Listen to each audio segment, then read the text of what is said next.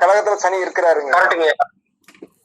கடகத்துல சனி இருக்கிறவங்க சனிக்கிழமை அன்னைக்கு மீட்டிங்ல போய் அதிகமா பேசக்கூடாது. அப்துல் கலாம் பேசும்போது பாத்தீங்கன்னா அவர் பேசும்போது அவருக்கு ஹார்ட் ப்ராப்ளம் வந்தது. கரெக்டுங்களா? கண்டிப்பாங்க. ஆமாங்க ஐயா.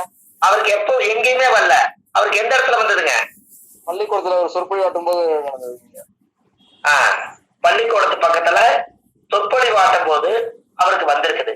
அப்போ அந்த ஜாதகத்துல அந்த மாதிரி ஒரு சில பேர்கள் பெரியவர்களுக்கெல்லாம் இந்த மாதிரி கடகத்துல சனி இருக்கிறவங்கள என்னைக்கு வருஷத்துக்கு ஒரு முறை ஆஸ்பத்திரி போய் இதய செக்அப் பண்ணிக்கங்க அப்படி சொல்றது ஜோசியுடைய வழிகாட்டி. ஐயா சரியா? நீங்க எப்பவுமே ஒரு கணக்கு வச்சுக்கோங்க.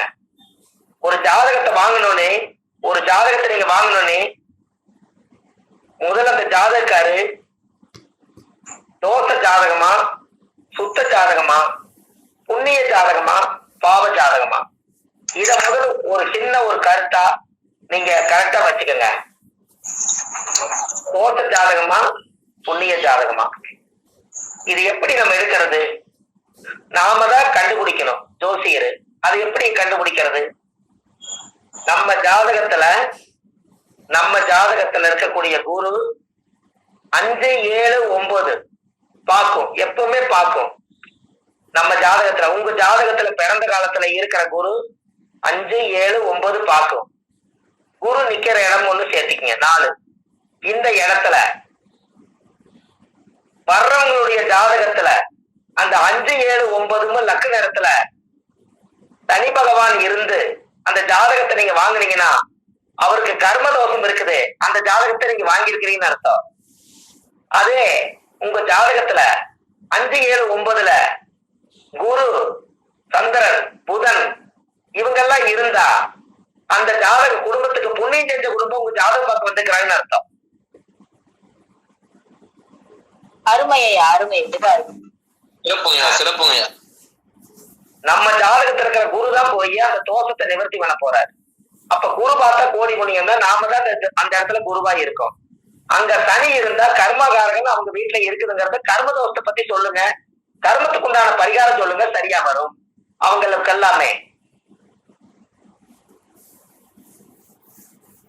அதே நீங்க பரிகாரம் பண்ணணும்னா எப்படி பண்ணணும்? நம்ம ஜாதகத்துல இருக்கிற குரு அவங்களோட ராசிய பார்த்தா தான் நாம் செய்த பரிகாரம் அவங்களுக்கு கரெக்டா போய் சேரும். ஏன்னா சந்திரனா அவருடைய உடல், அவருடைய தோஷம் நம்ம குரு போய் பார்த்தா அந்த உடல் இருந்து அந்த தோஷம் வெளியாகும். அது அப்படி வச்சு கொடுக்கணும். நீங்க வைக்கிறது பிறக்கும் போதே இருக்கணும். அப்படி இல்லைனால் நீங்க பரிகாரம் பண்ணும் போது உங்க ராசியில் இருக்கிற குரு 5, 7, 9 எங்கெல்லாம் பார்க்குதோ அங்க கோச்சார சந்திரன் வரும்போது பரிகாரம் தேடி வச்சு கொடுங்க.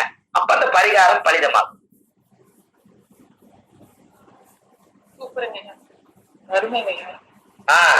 நம்மளுக்கும் அவங்களுக்கும் ஒரு தொடர்பு உண்டுங்க. ஜாதகம் பார்க்க வர்றவங்க போன ஜென்மத்துல இவங்க யாரு தெரியுங்களா?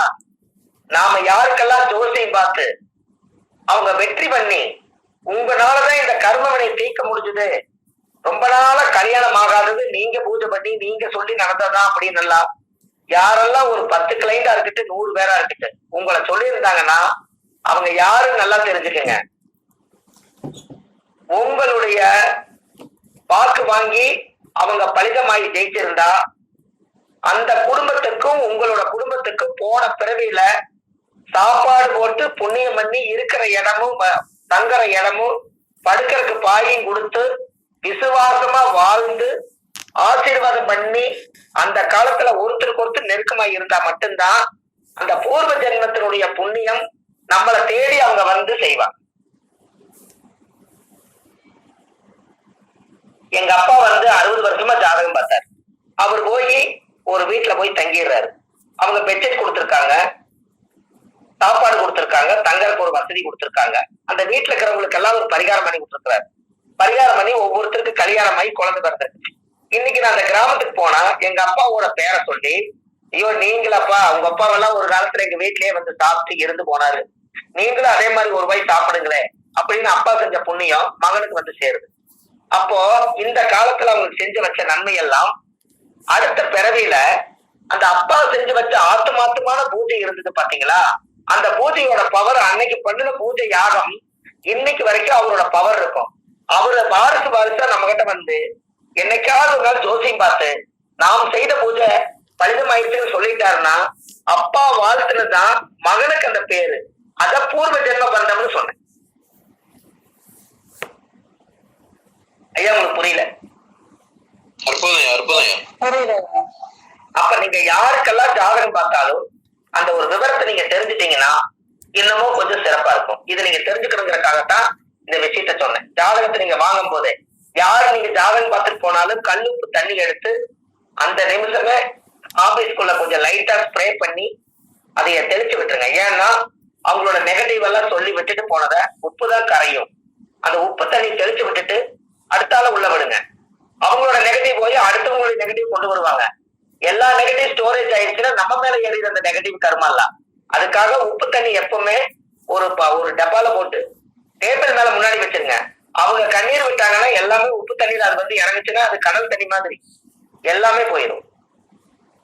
அது தோஷம். அது டெய்லியுமே நீங்க வந்து உப்பு தண்ணிய வெளியே தெளிக்கணும். எதுக்குன்னா நம்ம தொழில் செய்யற இடத்துல தெளிக்கணும். அவங்க நெகட்டிவ் கர்மாவை நம்ம வாங்கக்கூடாது. அப்படி நீங்க வாங்கிட்டால் நீங்க செய்ய வேண்டிய பரிகாரம், வருஷத்துல ஒரு நாள் கடல்ல குளிக்கணும். நல்லா வாழ்ந்த தீவு சமாதியில போய் ஒரு நாள் தலகாணி வைக்காம தூங்கி எந்திரிக்கணும்.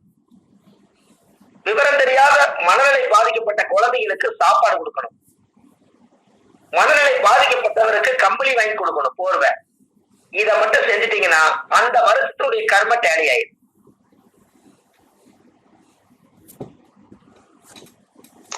சரிங்கய்யா, அருமைங்கய்யா, நன்றி.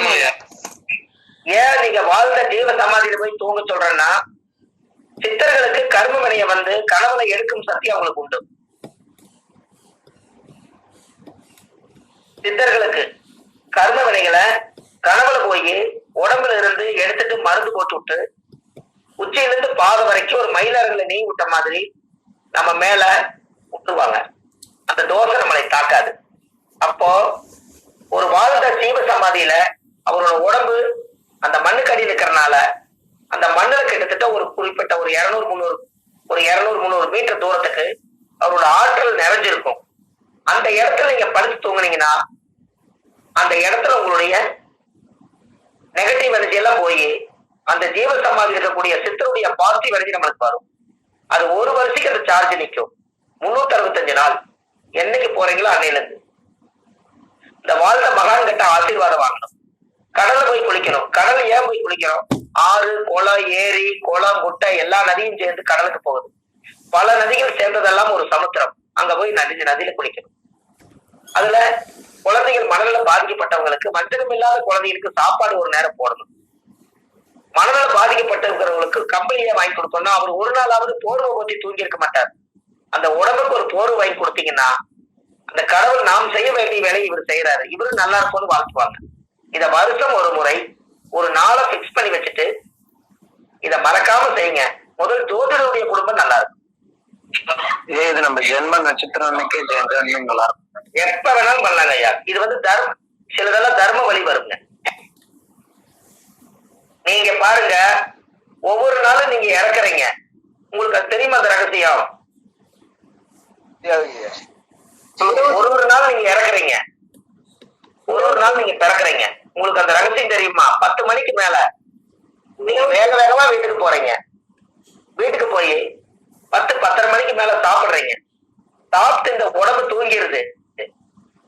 இந்த உடம்ப யாரு களை தூக்கி விட்டாங்க, யாரு கையோங்கினாங்க, யாரு அடிச்சாங்க, யாரு வந்து முன்னாடி நின்னாங்க, யாரு உங்களை வந்து எட்டி வந்து பாத்துட்டு போனாங்க, ஏதாவது உங்களுக்கு தெரியுமா?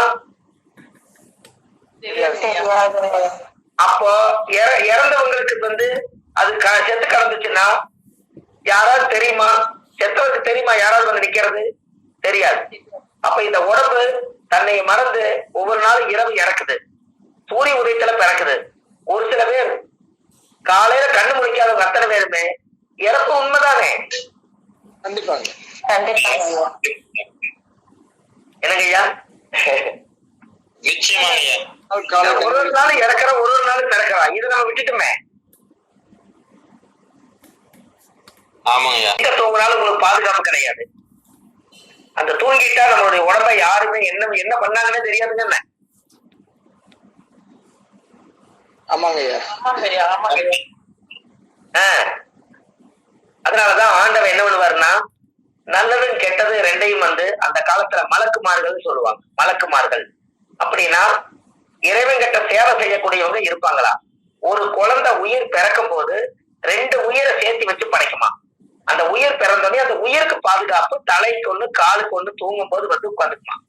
நான் தான் இந்த குழந்தை படைச்சு உன்னை தாட்டி விடுறேன், இந்த குழந்தைக்கு நான் ஆயுளை நான் எழுதி வச்சிருக்கேன், இந்த ஆயுள் முடியும் வரைக்கும் நீங்க 2 பேரும் இந்த ஜீவனுக்கு பாதுகாப்பு கொடுத்து கடைசியில் இந்த உயிர் ஆத்மா போகும்போது நீ அந்த உயிரை கரெக்டா கிடக்கணும்னு சேர்த்தோன்னு சொல்லி இன்னும் 2 உயிரை சேர்த்தித்தான் படைச்சிருக்குமா. அதுதான் நல்லது ஒண்ணு எழுதுது, கெட்டது ஒண்ணு எழுதுது. அதுக்கு பேரு தான் மனசாட்சி. எப்படி? அருமைங்க. அருமைங்க ஐயா. சொல்றாங்கல்ல, மனசாட்சி தொட்டு சொல்லு, நீ பொய் சொல்லுன்னு சொல்லு, மனசாட்சி தொட்டு சொல்லு. அப்படின்னா மனசுக்குள்ள ஒரு சாட்சி உயிரோட இருக்குது, அதை தொட முடியலையல்ல. அப்ப 2 பேர் அதுக்குள்ள இருக்காங்க.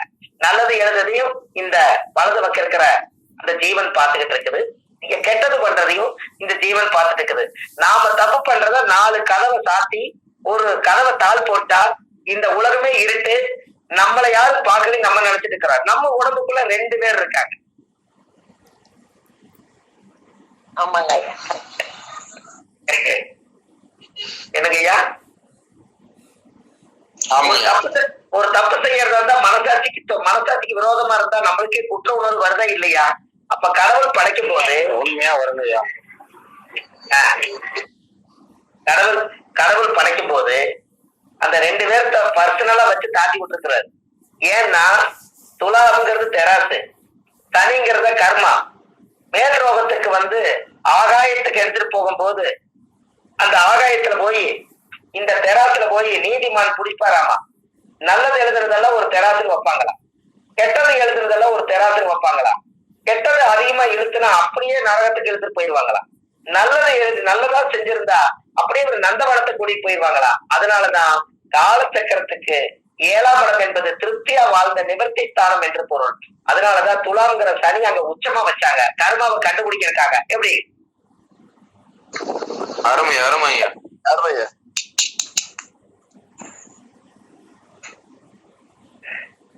கேட்டுங்களா ஐயா? அப்ப காலச்சக்கரத்துக்கு 7ஆம் இடம் என்பது ஒரு ராசியில 7ஆம் இடம் மனைவி மட்டும்தான் நம்ம நினைக்கிறோம். 7ஆம் இடம் என்பது இந்த உலகத்துல நாம் சந்திக்கும் அனைத்து பேருமே 7ஆம் பாவம் தான். அத்தனை பேர்த்தையும் இந்த கர்மா பார்த்துக்கிட்டு இருக்குது. அதனாலதான் சனி துலா ராசியில உட்கார்ந்துருக்கு. நீங்க நல்லா யோசிங்க. உங்க லக்கணத்தை கண்டுபிடிக்கிறதுக்கு ஒரு சின்ன வழி சொல்றேன்.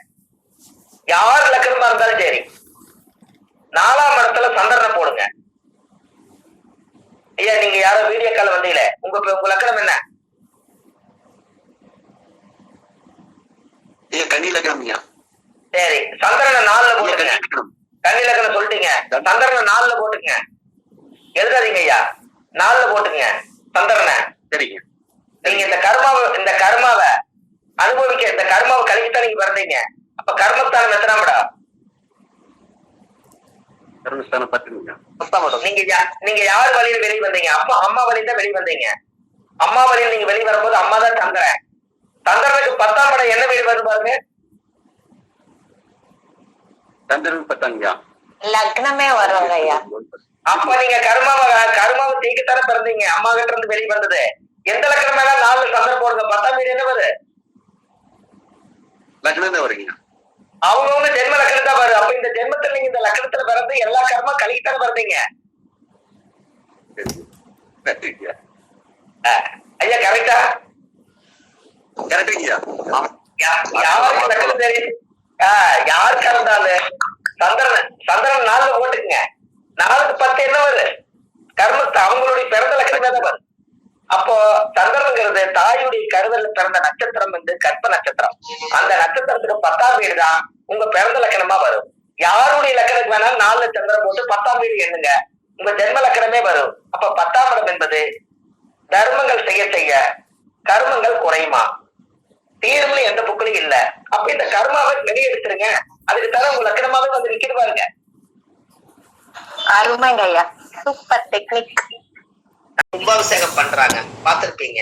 கோயில் கட்டி கும்பாபிஷேகம் பண்ணா நீங்க ஆதீனம்னு ஒருத்தரை கூட்டிட்டு வருவாங்க. ஆதீனம் என்னைக்குமே பாருங்க, கும்பாபிஷேகம் பண்ணாம ஆதீனம் வந்து கோயிலை சுத்தி பார்க்க மாட்டாரு அவரு. அதுக்கு காரணம் என்னன்னா, ஆதீனத்தை எதற்காக அவங்க கூட்டிட்டு வராங்க கோயிலுக்குன்னா, பிறந்த காலத்துல இருந்து இறக்கும் காலம் வரைக்கும் இறைச்சி எடுக்க மாட்டாங்க, நான்வெஜ் சாப்பிட மாட்டாங்க. ஆதீனம்னு வந்துட்டா அவங்களுடைய பாரம்பரியமே வந்து பிரேதங்கள் கோழி ஆடு மாடு எதுவா இருந்தாலும் அவங்க எல்லாம் கடவுள் படைச்ச பொருளை வயிறு என்பது சுடுகாடா மாத்தக்கூடாதுங்கிறதுக்காக சைவ சாப்பாடு சாப்பிட்டு சைவ சித்தாந்தம் படிச்சு ஆதீனமா பாரம்பரியமா உருவாக்கி வச்சு அவங்க உடம்பு புனிதமானதா இருக்கும். அதுக்கப்புறம் கோயில் கட்டி கும்பாபிஷேகம் பண்ணி சாமிக்கு வந்து தீர்த்தம் ஊத்தி உயிரோட்டம் கொடுத்ததுக்கு அப்புறம் அந்த ஆதீனம் வந்து அந்த கோயிலை சுத்தி பார்க்கும்போது அந்த புனிதமான ஆதீனம் வந்து அந்த பாதம் பட்டு எல்லா கோயிலுடைய பார்வை பட்டதுக்கு அப்புறம் எல்லா தெய்வங்களுக்கும் சக்தி கூடும், அந்த இடமும் புனிதமாகும், கோயிலும் வருங்காலத்துல சக்தியோட வாழ்ந்து வர்ற மக்களுக்கும் பலன் கிடைக்கும். அதனாலதான் அந்த காலத்துல ஆதீனத்தை வந்து கோவில்ல கூட்டிட்டு வந்து எல்லா பக்கம் சுத்தி சாமி கும்பிட்டு போவாரு. அதுக்கப்புறம் ஆதீனமே மூல ஆதீனமா மாறிடும். எப்படி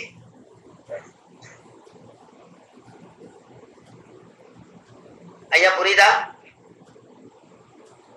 அம்மா புரியுதுங்களா உங்களுக்கு? ஐயா புரியுதுங்க, அர்த்தம் புரியுதுங்க. அது ஆதீனம். ஆதீனம்ங்கிறது வந்து ஏன் அந்த காலத்துல சைவ சித்தாந்தம், யாரெல்லாம் இறைச்சி எடுக்காம கருவொளி வந்து சாப்பிடாம சைவ சாப்பாடு சாப்பிட்டு அந்த உடம்ப வச்சிருக்காங்களோ அவங்களோட உடம்புக்குள்ள பிரபஞ்ச சக்தி கொஞ்சம் அதிகமா இருக்கும்.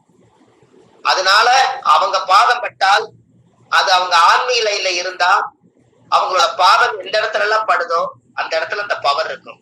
உங்களுக்கு ஒண்ணு தெரியுமா? சென்னையில வடலூர்ல வள்ளலார் இருப்பாரு.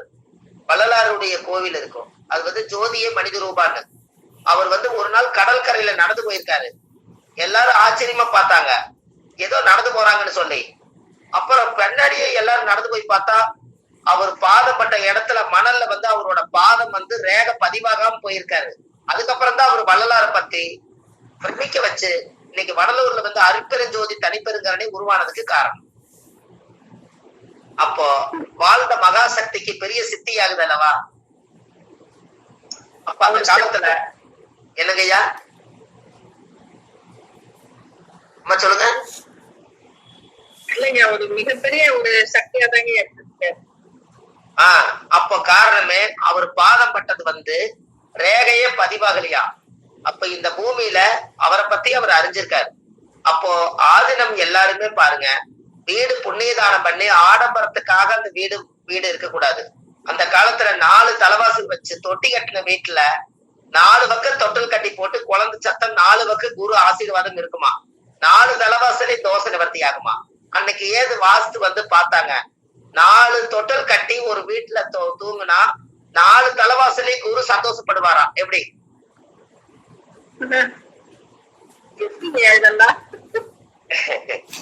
பாத்துக்கங்க.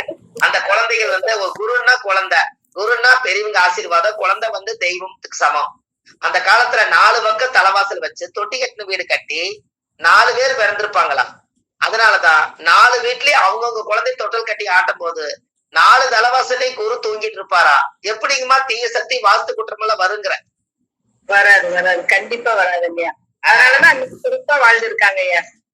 அதனாலதான் அந்த காலத்துல ஒரு பாட்டே சொல்லுவாங்க, 4 கோடி உச்சமாகி நகரலோர் ஆட்சியாகி மால் உலக கேந்திரத்தில் இவர் ஜெக சக்கரவர்த்தியாமேன். அந்த காலத்திலேயே 4 கோடி உச்சமாகி நகரலோர் ஆட்சியாகி மால் உலக கேந்திரத்தில் இவர் ஜெக சக்கரவர்த்தியாமா. ஒரு வீட்டுல 4 குழந்தைகள் வந்து தொட்டில் கட்டி தூங்குனா அந்த வீட்டுல ஒரு நாட்டாமை ஒருத்தர் பிறப்பாராம். நாட்டுக்கு ஒரு அரசாளர் இருப்பாராம். எப்படின்னு பாருங்க. அப்ப இதெல்லாம் முன்னோர்கள் வழியில எத்தனை ரகசியங்களை வச்சுட்டு போயிருக்காங்க.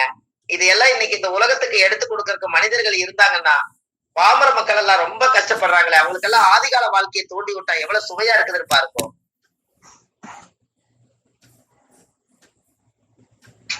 அப்போ அந்த ஜாதகத்துல ஒருத்தருடைய வாழ்க்கையில அந்த புனிதமாகணும்னு சொன்னா நீங்க நல்லா யோசிங்க. ஜாதக கட்டத்துல 4ஆம் இடத்துல சனி இருந்தா, 4ஆம் இடம் என்பது வீடு, 4ஆம் இடத்துல சனி இருந்தா இங்க பரிகாரம் என்ன சொல்ல வருது?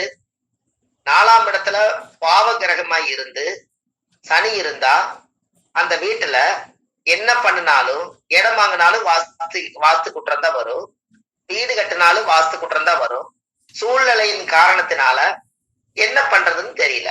அப்ப எப்படியாவது வாழ்ந்துதான் ஆகணும், வேற வழி இல்லை. இதுக்கு ஒரு சின்ன பரிகாரம் என்னன்னா, சனி என்பது யாருன்னா அழுக்கு சூறையா இருக்கக்கூடியவர், பிச்சை எடுக்கக்கூடியவர், குளிக்காதவர்.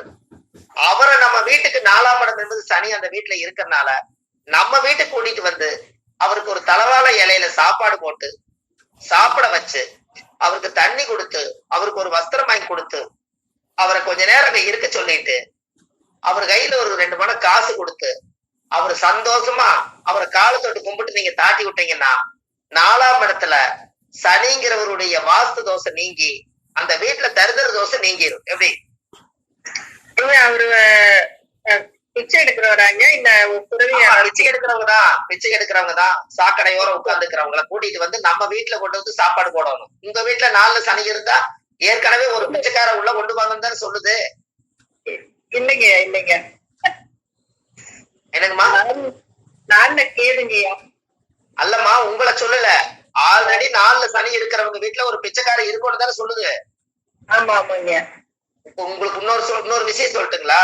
யாருக்கெல்லாம் 4 சனி இருக்குதோ, சனி 4ஆம் இடத்தை பாக்குதோ, அவங்களுக்கெல்லாம் வந்து பிச்சை எடுத்துட்டு வந்து வசூல் பண்ணிட்டு வந்து ஒரு வீட்டுல எண்ணுவாங்க பாருங்க. அவங்க வீட்டுல 4 சனி இருக்கு, அது கரெக்டா அவர் அங்கதான் போடுவாரு. ஓஹோ, அப்படிங்களா? லக்னத்துக்கு 4ஆம் இடம் பாக்கணுமா? லக்னத்துக்கு 4ஆம் இடத்துல சனி இருக்கிறவங்க, 4ஆம் இடத்துல சனி பாக்குறவங்க வீட்டுலதான் பிச்சை எடுக்கிறவர் எல்லா பக்கம் போய் சோறெல்லாம் வாங்கிட்டு வந்துட்டு அவர் வீட்டை பார்த்தே உட்கார்ந்துருப்பாரு, அவர் வீட்டுலதான் தூங்குவாரு, அவர் இடத்துக்கு தான் எங்க சுத்தினாலும் வருவாரு. அந்த வீட்டோட குடும்ப ஜாதகம் வாங்கி பாருங்க, 4 சனி இருக்கு, இல்லாட்டி சனி 4ஆம் இடத்தை பாக்கு. இவ்வளவுதான். எப்படி?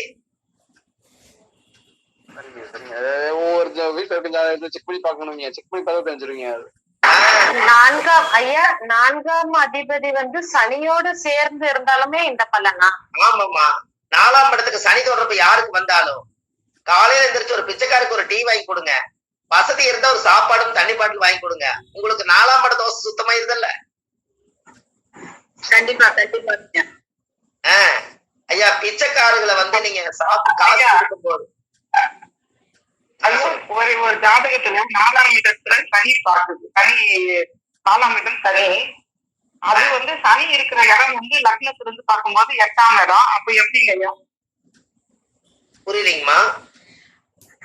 இப்ப வந்து விருச்சக லக்னம்னு வச்சுக்கோங்க ஐயா. அப்ப வந்து கும்பம் வந்து சனி 4வது வீடா வருது இல்லைங்களா? ஆமாங்க. அதே மாதிரி மிதுனத்துல சனி பகவான் இருக்கிறாரு கட்டத்துல, அப்ப 8ஆம் இடமா ஆகுது இல்லைங்களா? அப்ப அதுக்கு எப்படிங்க ஐயா? அது வராது, அது கணக்குல வராதுங்க. 4ஆம் இடத்துல சனியும் 4ஆம் அதிபதியோட சனி இருந்தா மட்டும்தான் இந்த விஷயம் எடுத்துக்கணும். ஓ சரிங்க ஐயா, சரி சரி. அந்த காலத்திலேயே 4ல கேதுவும் 4ல மாந்தியும் சேர்ந்திருந்தா அவங்களுக்கு மனை தோஷம் இருக்குதான். அந்த காலத்திலே சொல்லுவாங்க, 4ல கேதுவும் மாந்தியும் இருந்தா. அந்த காலத்திலேயே புலிப்பாணி பாட்டு எழுதியிருக்காரு. கேளப்பா இன்னும் ஒரு புதுமை கேளு, கெடுதி செய்யும் செம்பாம்பு 4ல் நிக்க, கூரப்பா குளியினுமே சேர்ந்து நிக்க, குடியிருக்க குச்சில்லை கறவை இல்லை, ஆளப்பா அன்னைக்கே தோஷம் தோஷம், அத்திடத்தில் அரசு உருவ வச்சு சாந்தி செய்யு சொல்லியிருக்காரு. எப்படி? அப்படின்னா 4ல கேது இருந்தா தாய்க்கு வாழ்க்கை சரி இருக்காதான். 4ல கேது இருந்தா, ஏன்னா தாய்க்கு சர்ப்பதோஷம் வருதா இல்லையா? ஆமாங்கய்யா. அப்ப தாய்க்கு வாழ்க்கை சிறப்பு இல்லையா? அது மாந்தி கூடிருச்சுன்னா தாயோட வம்சத்துல யாரோ ஒருத்தர் பெண்கள் இறந்து போவாங்க. 4ல கேது வாழ்க்கையே லேதான். அந்த காலத்துல அவங்க ஒரு பழமொழி வச்சிருக்காரு, 4ல கேது வாழ்க்கையே லேது, தாய்க்கு வாழ்க்கை லேதா. லேதுன்னா இல்லைன்னு அர்த்தம். அப்படிதாங்க அவங்க அந்த காலத்துல அவங்க ஒரு மாணி கொடுத்து போயிருக்கு. அப்போ அந்த காலத்துல கேளப்பா இன்னும் ஒரு புதுமை கேளு, கெடுதி செய்யும் செம்பாம்பு 4ல் நிக்க. அப்படின்னு என்னங்க? கரும்பாம்பு என்பது நாகன் ராகு, செம்பாம்புன்னா கேது. 4ல் நிக்க, கூரப்பா குளியினுமே சேர்ந்து நிக்க. அப்ப 4ஆம் இடத்துல குளியினும் சேர்ந்து நிக்க, மாந்தி வந்து அது கூட சேர்ந்து. குடியிருக்க குச்சில்லை கறவை இல்லை. 4ஆம் இடத்துல தோஷம் ஆயிடுச்சு, எப்படி வீடு வரும்? அதனால அவர் அந்த வீட்டுல இந்த வீட்லயும் வாடகைக்கு இருப்பாராம். குடியிருக்க குச்சில்லை கறவை இல்லை.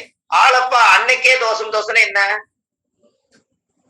தாய்க்கு தோஷம், தாய்க்கு கரெக்டா சொன்னீங்க. அன்னைனா தாய், அதனால 4ஆம் இடமா வருதா தாய், அதனால அன்னைக்கே தோஷம் தோஷம் இருக்கிறாங்க. நம்ம அன்னைக்குன்னு வேற மாதிரி நினைச்ச கூடாது. தாய்க்கு தோஷம், தாய்க்கு தோஷம். அப்ப அரச குருவை வச்சு சாந்தி செய்யின்னு இருக்கிறாங்க. அந்த 4ஆம் இடத்தை சுத்தப்படுத்துறதுக்கு ஒரு பிராமணரோ ஒரு வள்ளுவரோ யாரோ ஒருத்தர் வச்சு 4ஆம் இடத்துக்கு வீட்டுல வந்து அந்த வாஸ்து சுத்தத்தை எல்லாம் சரிப்படுத்திட்டு அந்த 4ஆம் இடத்துடைய வீட்டு தோஷத்தை சுத்தப்படுத்தி ஒரு 108 மூலிகை போட்டு ஒரு யாகம் வளர்த்தி அந்த வீட்டை சுத்தப்படுத்துங்க. 4 குடைவர் ஜாதகம் பலமாகுன்னு அந்த காலத்துல முன்னோர்கள் இதை வகுத்திருக்காங்க பாருங்க. ஐயரை வச்சு செய்யணும் இல்லைங்க? அது எப்பவுமே புண்ணிய அர்ச்சனை வந்து அவங்க தாங்கம்மா செட் ஆகுது. நாம வேற கர்ம பரிகாரங்கள் எது வேணா பண்ணலாம். பிராமணருக்கு ஒரு பெரிய ஒரு என்னன்னு கேட்டீங்கன்னா கணபதி வந்து விநாயகர் பெருமான். அது ஏன் நீங்க வந்து இந்த விஷயத்த உங்ககிட்ட நிறைய சொல்லணும். பிராமணரை வச்சு ஒரு சைவ பூஜை வந்து பிராமணர் வந்து பண்றதுக்கும் என்ன காரணம்? ஏன் அவங்க வந்து அந்த காலத்துல தெய்வத்த இடத்துல இடம் பிடிச்சாங்க?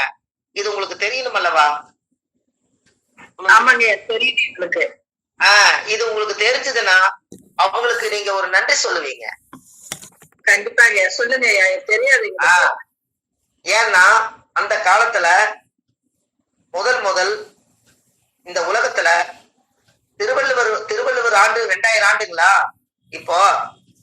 ஆமாங்க. அப்போ 2000 ஆண்டுக்கு முன்னாடி திருவள்ளுவர் ஆண்டுக்கு பஞ்சாங்கம் கொண்டு வராங்களா இல்லையா? ஆமாங்க. அப்போ திருவள்ளுவர், பிராமணரு இவங்க எல்லாமே அந்த காலத்துல ஓலைச்சுவடியில இருந்து கர்மாவை கழிக்கிறதுக்கு வள்ளுவர்களை வச்சு அந்த காலத்துல வள்ளுவருங்கிறது எதுக்குன்னு வச்சுச்சுன்னா அந்த ஜோதிடர்கள் அந்த காலத்துல சித்தர்கள் எல்லாம் உருவாக்கி திருவள்ளுவருடைய தாடி மீச இப்படி எல்லாம் வச்சு சித்தர்கிட்ட போய் அவரு ஒரு சித்தராகி ஓலைச்சுவடியில வந்து ஒவ்வொரு விஷயத்தையும் எழுதி இந்த கர்மத்தை எல்லாமே ஒவ்வொருத்தருடைய வாழ்க்கையில தீர்க்கிறதுக்கு தோஷம் கழிக்கிறதுக்கு ஒருத்தர் வேணுங்கிறதுக்காகத்தான் அந்த காலத்துல வள்ளுவரை வந்து அந்த காலத்துல முன்னோர்கள் இதை வகுத்திருக்காங்க.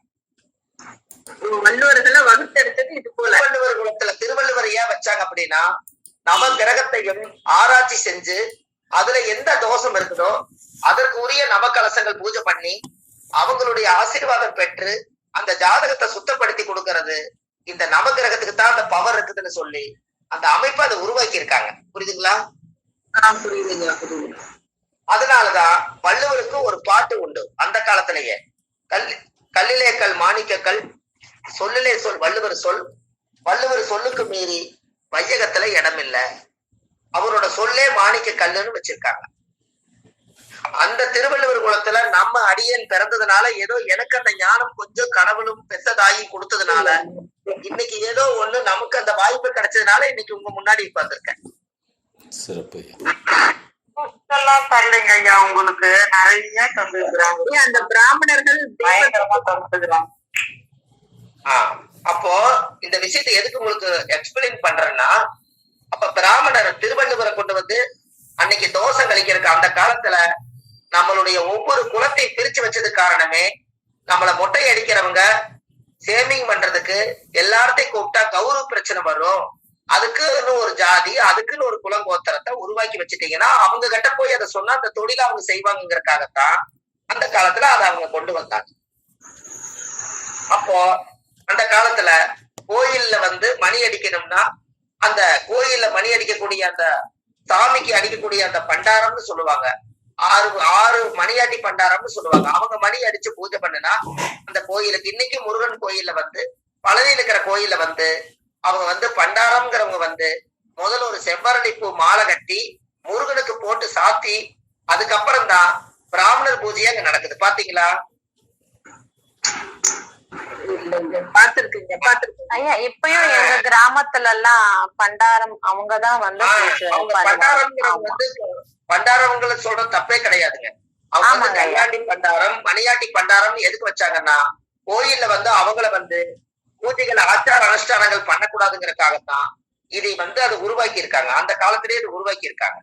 அப்போ பிராமணரை என்ன கொண்டு வந்திருக்காங்கன்னா காலச்சக்கரத்துக்கு 9ஆம் இடம் என்பது அவங்களுக்கு உண்மையாலுமே அதிர்ஷ்டம் எப்படி வந்ததுன்னா, மேசத்துக்கு 9ஆம் இடம் தனுசு ராசி வந்து குரு வீடா வந்ததுனால 9ஆம் இடம் என்பது கோயில், அதனால குரு என்பது பிராமணர், அதனால கோயிலும் பிராமணரும் தெய்வமும் ஒரே இடத்துக்கு வருது, அதனால பிராமணர் பூஜை பண்றாங்க. எப்படி சார் கொஞ்சம் இன்னொரு தடவை சொல்லுங்கய்யா. மேசத்துக்கு 9ஆம் இடம் தான் கோயில். ஆமாங்கய்யா. மேசத்துக்கு 9ஆம் இடம் கோயில், கரெக்டுங்களா? ஆமாங்கய்யா. அப்ப மேசத்துக்கு 9ஆம் இடம் கோயிலா இருந்தா அந்த ஜாதகத்துல முறையோட அந்த அமைப்பு வந்து எப்படி வந்துச்சு உங்களுக்கு? மேசத்துக்கு 9ஆம் இடம் என்பது குருவோட வீடு வருதுங்களா? ஆமாங்கய்யா. குருவோட வீடு தனுசு. ஆமா, தனுசு. அது யாரு? குருன்னா பிராமணர் வீடு வருதா? ஆமாங்கய்யா. சரி, அப்போ குரு வந்து காலச்சக்கரத்துக்கு 9ஆம் இடம் என்பது கோயில், தானம், தர்மம், புண்ணியம் எல்லாம் 9ஆம் பாவமா? ஆமாங்கய்யா. அப்ப பிராமணருக்கு குரு தானா?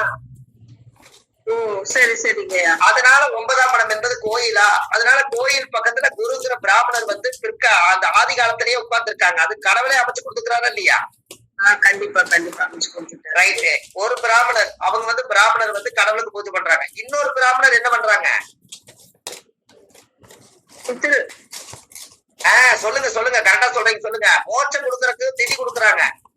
அதனாலதான் தனுசு வந்து கோயில் பூஜை பண்ணக்கூடிய பிராமணர்கள், மீனம் என்பது மோட்சம் கொடுக்கக்கூடிய பிராமணர்கள். 2க்கு 9 வருட குடைவர் வருதா? வருதுங்கய்யா. அவ்வளவுதான். எப்படி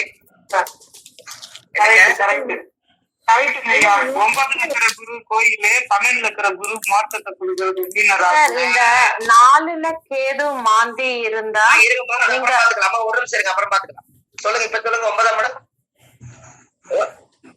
மோட்சம் கொடுக்கும் பிராமணர் சொன்னீங்க இல்லைங்கய்யா? ஆமா.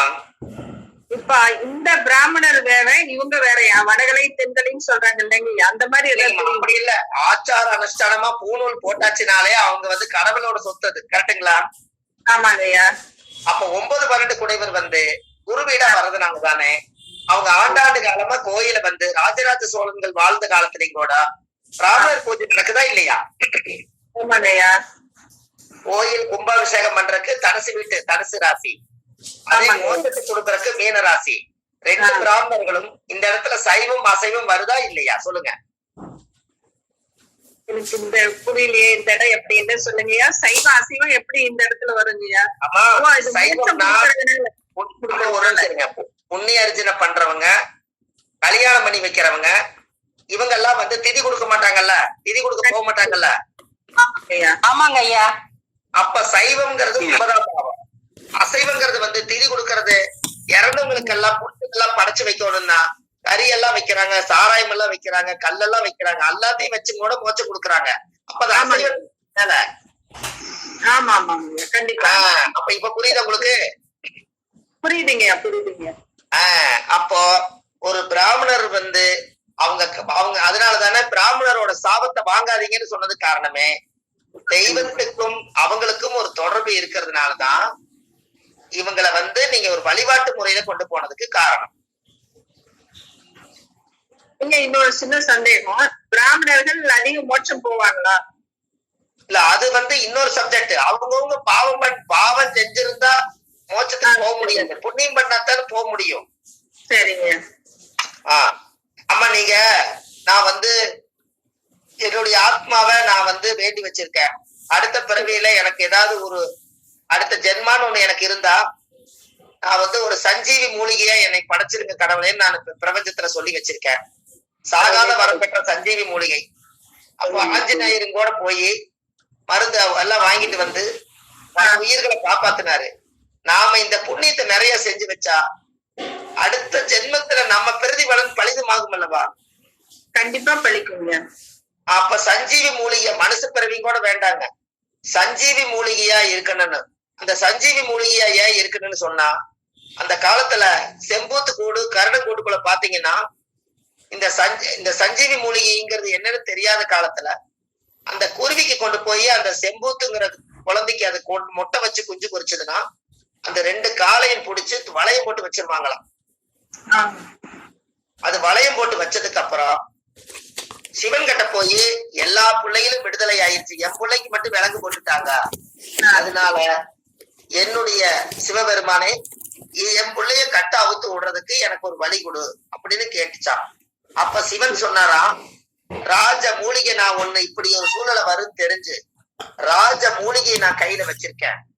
அந்த ராஜ மூலிகை ஒரு இடத்துல இருக்குது, சஞ்சீவின்னு ஒரு இடத்துல இருக்குது. மனிதனுடைய வாடையே படாத இடம், மனிதனுடைய பாதமே படாத இடத்துல மரமிருந்து தவம் இருந்து அந்த மூலிகை இருக்குது.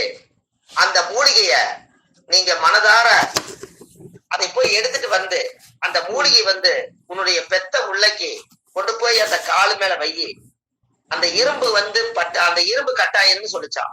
அப்ப அந்த மூலிகையை எடுத்து கொண்டு வந்து அந்த கருடங்கூடு செம்போத்து கூட்டுக்குள்ள வளையம் போட்ட இடத்துல அந்த மூலிகை வச்ச உடனே அந்த குஞ்சு வந்து அந்த வளைய உடைஞ்சு இரும்பு கட்டாயி குஞ்ச காப்பாத்திருச்சான். அப்போ கருடங்கூட்டுக்குள்ளையும் செம்பூத்து கூட்டுக்குள்ள மட்டும்தான் சஞ்சீவி மூலிகையுடைய வேறு ஒரு ஜான் இருக்கும். அந்த மூலிகை தான் சாகாத வரம் பெற்ற மூலிகை, அது சஞ்சீவி மூலிகை, இந்த உலகத்துக்கு தேவையான மூலிகை. அப்போ அதோட சஞ்சீவி மூலிகையுடைய விஷயம் என்னன்னா, அந்த மூலிகையில ரகசியம், மணலை குமிச்சு வச்சு மூலிகைய வந்து வச்சீங்கன்னா, நேர நெட்ட வச்சீங்கன்னா எந்த பக்கமே நிழல் விழுகாது,